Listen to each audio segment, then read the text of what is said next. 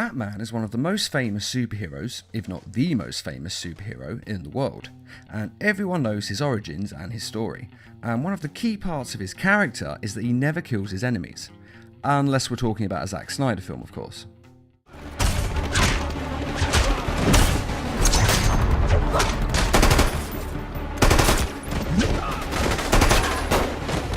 But personally I don't count those films, and in the real DC world, Batman has never killed.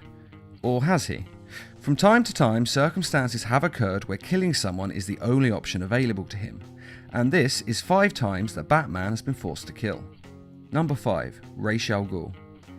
In the Batman Arkham Knight DLC, Season of Infamy, one of the most wanted missions revolves around Ra's al Ghul. Now, as most of you know, Ra's is the head of the League of Assassins and is over 600 years old, and he has died many times in those years. He has been brought back to life and had his life prolonged by using his Lazarus pits, which can cure any ailment and even bring a person back to life.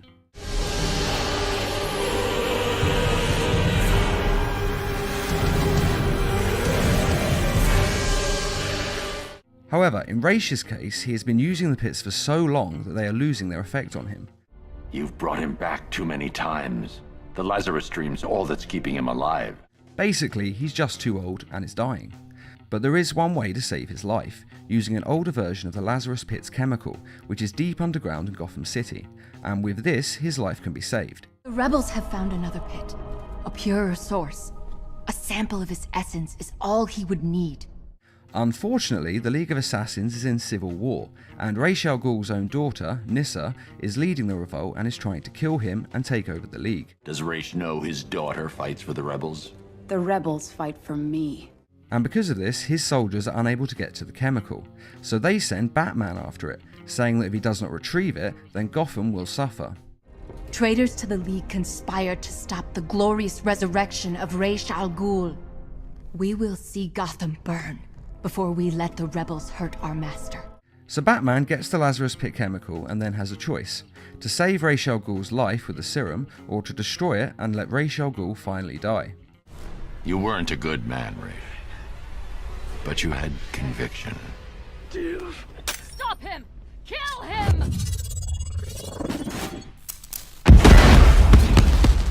This is actually really good because the player actually gets to decide which path to take.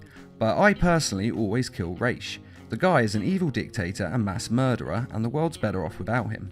He's a dangerous, uncompromising zealot, sir. Restored to full strength, there's no telling what he'll do, or who he might hurt. Now, you might argue that this isn't technically Batman killing him. Is preventing some ungodly resurrection truly the same as taking a life? But what you have to keep in mind is this. If someone has a terminal illness and you have the cure to that illness in your hand and you choose not to inject them with it, then you have effectively killed them. In some cases, not saving someone when you easily can does count as murder, and Batman's actions directly lead to Ra's al Ghul dying, so he chose to let him die, which in my mind still counts as killing. And if you do decide to save Ra's al Ghul, then he kills his own daughter Nyssa and continues to use the League for his own evil purposes. So his death is definitely the right option, which even he agrees with. Detective. Proud of you.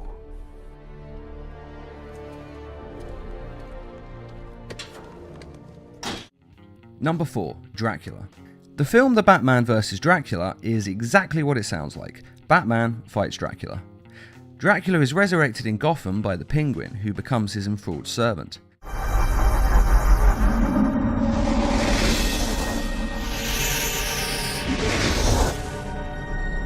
I'm Penguin, I'll be your server.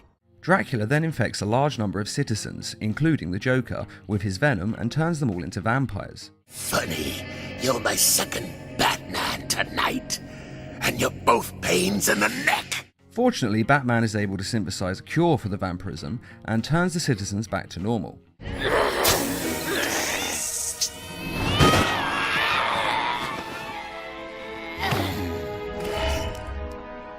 He also tries to turn Dracula into a human again, but the serum doesn't work on him. You may have cured my human victims of their disease, but no earthly medicine can cure a supernatural affliction.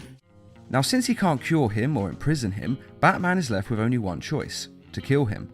And using artificial lighting to mimic the sun's radiation, he does kill him.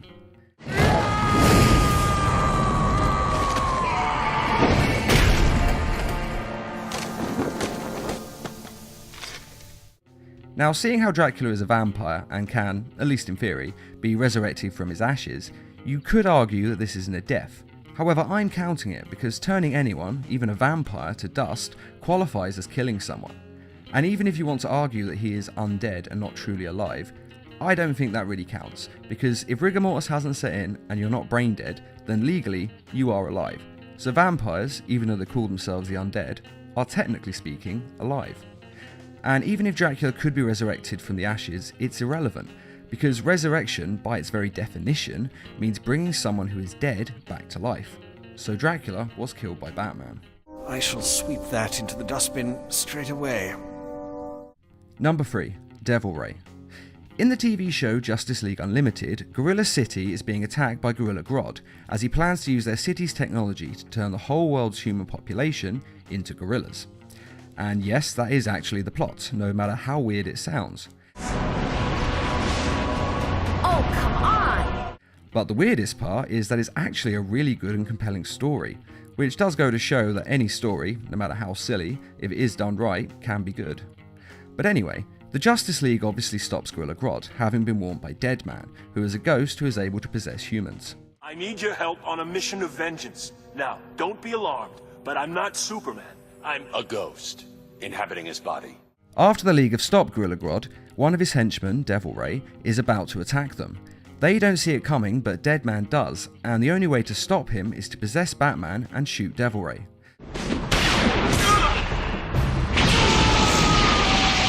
So it is Devilman who grabs the gun and pulls the trigger, but since he's using Batman's body, this does still kind of count as Batman doing the deed. At least physically, even if he wasn't actually in control.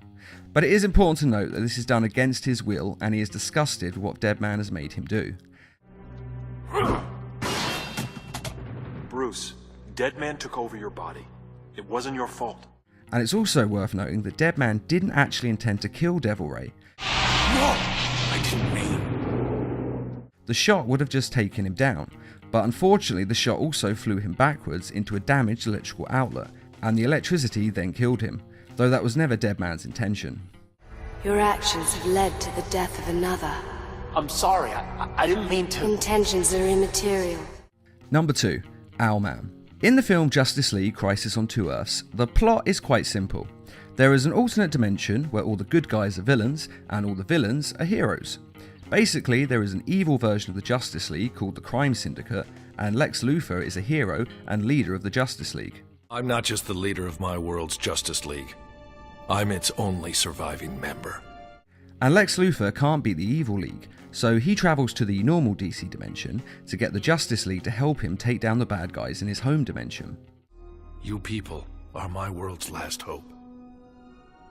However, this dimension-travelling device is replicated by Owlman, who is the evil counterpart of Batman. You can use it to travel to any of the alternate Earths. It's based on Luthor's design. I've made some improvements. Owlman decides that if there are infinite realities with infinite versions of everyone, then nothing we do in life matters. Every decision we make is meaningless. Because somewhere, on a parallel Earth, we have already made the opposite choice. And that the only choice left is to destroy every single dimension and kill everyone in the universe. Why would you want to destroy the world? Because it's the only action one could take that would have any purpose. Now at this point I should say that he is insane and that this plan is of course complete insanity. But even though it is insanity, Owlman is actually able to do it, and he builds a bomb and travels to the Prime Dimension to detonate the bomb. Every Earth is a variation of this one, the original. And once I destroy it, all reality will follow. And Batman follows him there to stop him.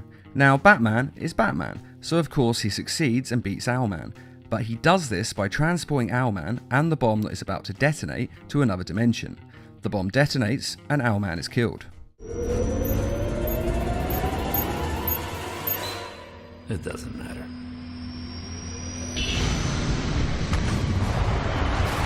Admittedly, Batman only did this to save the universe, and it was the right thing to do. He had no other choice. But he still killed Owlman, as it was the only way he could save the universe.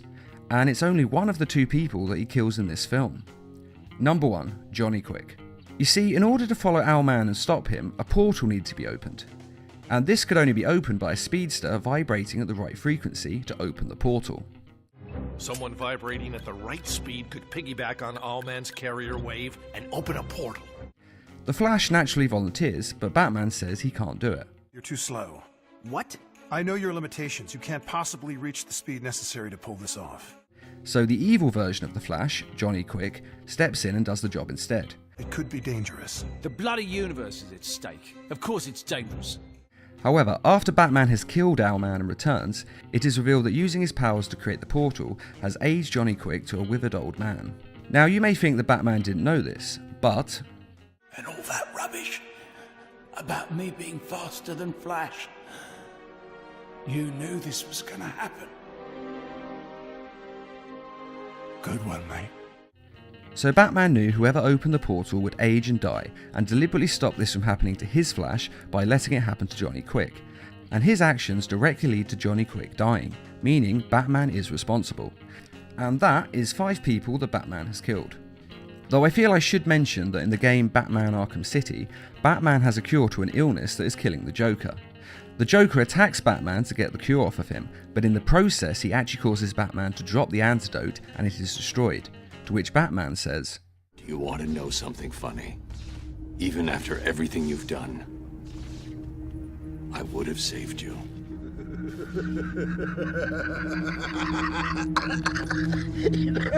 That actually is pretty funny. Though it is later revealed in the video game Batman Arkham Knight that Batman was not going to give him the cure, but was going to let the Joker die. You said you would have shared. You couldn't admit I'd won, could you? Not even as a parting gift. But now I'm on the inside. Ooh, we both know the truth. So that could be argued as a death by Batman's hand, as he was intending to let the Joker die. But I haven't counted it as it was really the Joker's fault, and Batman may have decided to save him at the last minute. Though of course we'll never know for sure. Now some of you might think that these don't count as direct murders, and with the exception of the murder done while he was possessed by Deadman, you could argue this point. But you have to remember that these deaths occurred directly through actions that Batman deliberately took, knowing it would result in his enemies' deaths.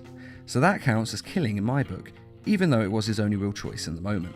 But if you disagree, then please let us know in the comments which deaths you think were, or were not, Batman's fault. And if there are any other people that Batman has killed that you think should have been on this list.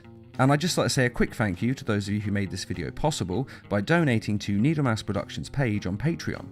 Patreon is a crowdfunding site that is helping us to bring you more videos each week and to raise funds to adapt comic book stories into animated short films. And as always, thanks for watching and feel free to subscribe, share, like and comment.